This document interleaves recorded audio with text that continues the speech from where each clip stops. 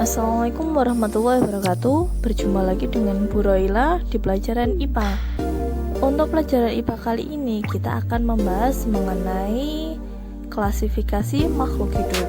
Nah, klasifikasi makhluk hidup di alam sekitar ini banyak yang namanya benda-benda. Benda dikategorikan menjadi dua, ada benda mati dan benda hidup. Yang mana untuk benda mati disebut sebagai abiotik dan benda hidup disebut juga sebagai biotik.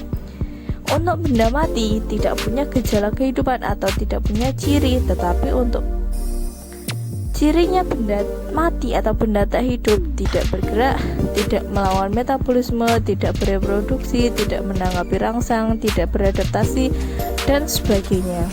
Kalau ciri makhluk hidup bernafas, perlu makan, tumbuh berkembang, bergerak, mengeluarkan zat sisa, berkembang biak, peka terhadap rangsang atau iritabilitas, dan adaptasi. Yang pertama bernafas. Bernafas adalah menghirup oksigen dan mengeluarkan karbon dioksida dan uap air, yang mana karbon dioksida dipakai oleh tumbuhan untuk melakukan fotosintesis. Yang kedua, bergerak. Semua makhluk hidup dapat bergerak. Di situ kita lihat ada gambar manusia dan berbagai macam hewan. Untuk manusia dan hewan dapat melakukan yang namanya gerak aktif. Nah, itu ada video. Yang pertama ada video mengenai ikan. Ikan di situ dia berenang dengan menggunakan yang namanya sirip. Yang kedua ada yang namanya burung, dia dapat terbang. Burung dapat terbang karena punya alat gerak yang namanya adalah sayap. Yang ketiga ada singa, harimau, macan. Di situ mereka dapat berlari.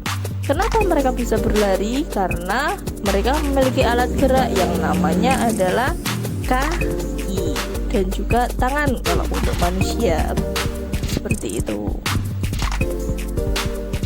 Nah, tadi kan yang namanya makhluk hidup itu tidak cuma manusia, hewan, tetapi ada juga yang namanya adalah tumbuhan. Kalau tadi hewan dan manusia dapat bergerak aktif, berbeda dengan yang namanya tumbuhan. Tumbuhan tidak dapat bergerak secara aktif atau tidak dapat berpindah tempat seperti hewan dan manusia.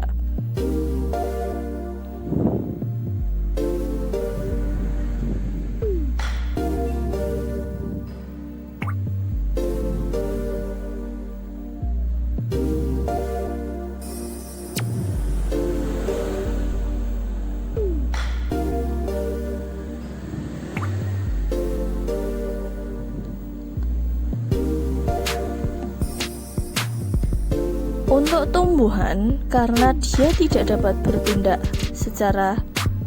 tempat, maka gerakannya disebut sebagai gerakan pasif atau gerak tanpa pindah tempat atau tidak dapat bergerak bebas.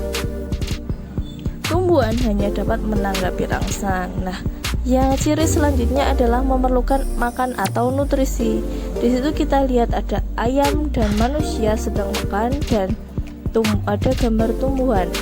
Berdasarkan cara memperoleh makanan, organisme dibagi menjadi dua, ada organisme autotrof dan heterotrof. Autotrof itu yang dapat membuat makanan sendiri, contohnya tumbuhan. Selanjutnya ada tumbuh berkembang. Tumbuh dan berkembang di situ ada gambar tumbuhan, manusia, dan hewan. Untuk yang tumbuhan dari biji sampai dewasa. Seperti itu. Pertumbuhan adalah pertambahan ukuran dan jumlah sel sehingga menjadi besar. Pertumbuhan manusia dan hewan itu adalah sifatnya terbatas dan bersifat irreversibel, sedangkan perkembangan itu sifatnya reversibel. Ciri selanjutnya adalah mengeluarkan zat sisa. Di situ ada gambar seseorang yang berkeringat dan tumbuhan seperti mengembun. Itu adalah contoh dari zat sisa. Zat sisa pada hewan dan manusia ada tiga. Ada yang namanya ekskresi, sekresi, dan defekasi. Ekskresi itu pengeluaran yang tidak dipakai lagi. Lalu ciri selanjutnya ada peka terhadap rangsang atau iritabilitas. Semua makhluk hidup mampu menanggapi rangsang. Rangsang itu berupa panas, air, cahaya, dan sinar. Ciri selanjutnya adalah berkembang biak. Berkembang biak itu bertujuan untuk melestarikan jenisnya agar tidak punah. perkembangbiakan dibagi menjadi dua, ada secara vegetatif dan generatif. Nah, berikut adalah contoh perkembangbiakan pada hewan dan tumbuhan. Tumbuhan untuk generatifnya ada dengan bunga, vegetatifnya seperti itu. Selanjutnya, ciri yang ke-8 atau terakhir ada yang namanya adaptasi. Adaptasi merupakan penyesuaian diri makhluk hidup terhadap lingkungannya. Adaptasi ada 3, adaptasi morfologi, fisiologi, dan tingkah laku. Adaptasi morfologi merupakan penyesuaian diri makhluk hidup terhadap lingkungannya berdasarkan bentuk tubuhnya, contoh bentuk paruh, bentuk mulut, dan sebagainya.